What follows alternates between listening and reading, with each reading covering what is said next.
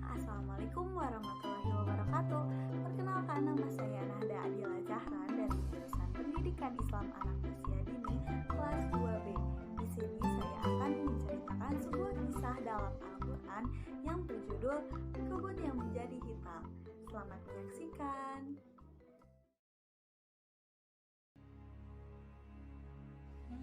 Kisah ini tercantum dalam Al-Quran Surah Al-Qalam ayat 17 sampai dengan 32 yang berbunyi, A'udzu billahi minasyaitonir rajim.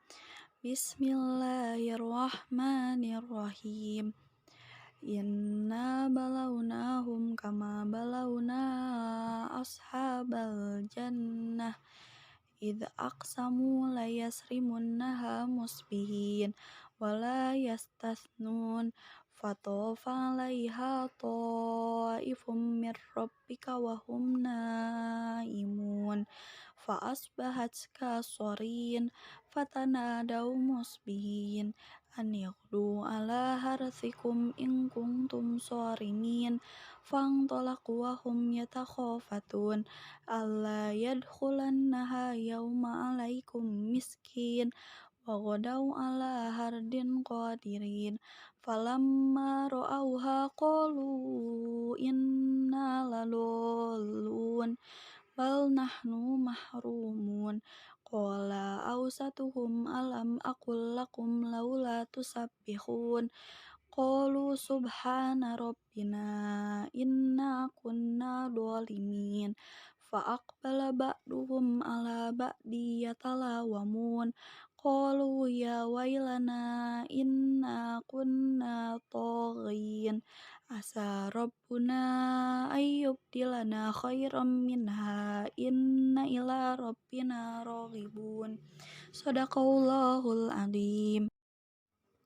Di suatu daerah, hiduplah sebuah keluarga yang kaya raya dengan kebunnya yang subur dan selalu menghasilkan buah yang lebat.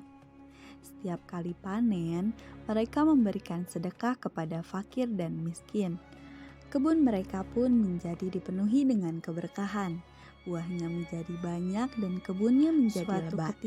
Suatu ketika, pemilik kebun yang baik hati itu meninggal dunia. Kemudian semua kekayaan dan kebunnya itu diwariskan kepada kelima anak-anaknya. Tetapi sayangnya, anak-anak ini tidak memiliki sifat yang terpuji seperti ayahnya. Kecuali anak yang tertua. Ia mewarisi sifat ayahnya yang dermawan. Sekarang sudah saatnya panen nih. Kebun kita sudah lebat. Iya, ayo kita harus berunding bagaimana caranya kita bisa dapatkan hasil panen yang lebih banyak. Benar. Sudah saatnya kita mendapatkan hasil panen lebih banyak.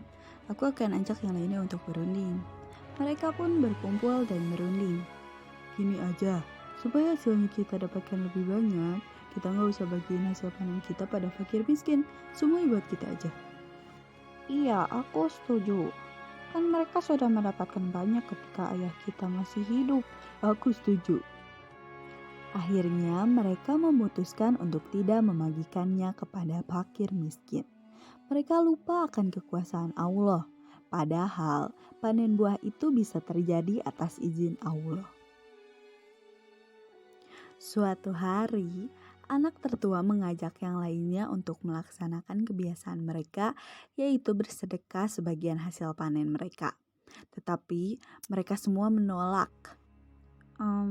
Bagaimana kalau kita panen sebelum subuh, supaya orang-orang miskin itu tidak melihat kita panen? Mereka pun sepakat untuk memanen di pagi buta sebelum subuh, agar tidak diketahui warga miskin. Malam harinya, mereka tertidur pulas. Malam itu, seketika kebunnya berubah menjadi hitam seperti habis terbakar. Tidak tersisa satu pohon pun, buah dan daunnya semua menjadi hitam. Mereka tidak akan menyangka bahwa Allah telah menurunkan azab kepada mereka yang sombong. Keesokan harinya, mereka bangun dan bergegas pergi ke kebun. Mereka berjalan dengan keadaan jalan yang masih gelap. Mereka berharap tidak ada orang miskin yang mengetahui rencana mereka. Ketika sampai di kebun, mereka pun kaget melihat kebun milik mereka menjadi hitam. Batang, daun, buah, semuanya menjadi hitam. Tidak terlihat sedikit pun kehidupan. Dengan rasa keterkejutannya yang masih belum hilang, mereka bingung dan tidak yakin bahwa kebun itu milik mereka. Apa benar ini kebun kita? Aku tidak percaya. Menurutku kita sudah benar, ini kebun milik kita. Jalannya pun yang biasa kita lalui, tapi kebunnya telah menjadi hitam. Mungkin ini adalah azab dari Allah. Kemudian saudara tertua meminta mereka untuk bertaubat. Perbuatan mereka yang enggan berbagi dengan fakir miskin menyebabkan Allah marah, sehingga kebun mereka pun menjadi hitam. Pada akhirnya, mereka semua pun bertaubat dan memohon ampunan kepada Allah. Nah, gimana nih ceritanya? Bagus enggak? Ada hikmah atau ibroh yang bisa kita ambil dari kisah ini, yaitu kita harus senantiasa berbagi, nggak boleh sombong, dan nggak boleh mengingatkan buruk kepada orang lain.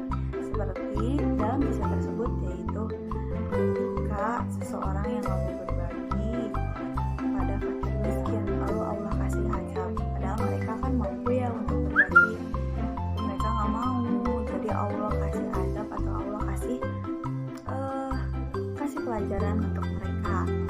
Nah, relevansinya dengan pendidikan Islam anak usia dini yaitu kita sebagai pendidik bisa mengajarkan kepada anak-anak untuk senantiasa berbagi, seperti dalam hal kecilnya yaitu berbagi kepada sesama teman atau kepada yang kurang mampu. Mungkin dicukupkan sekian. Terima kasih. Wassalamualaikum warahmatullahi wabarakatuh.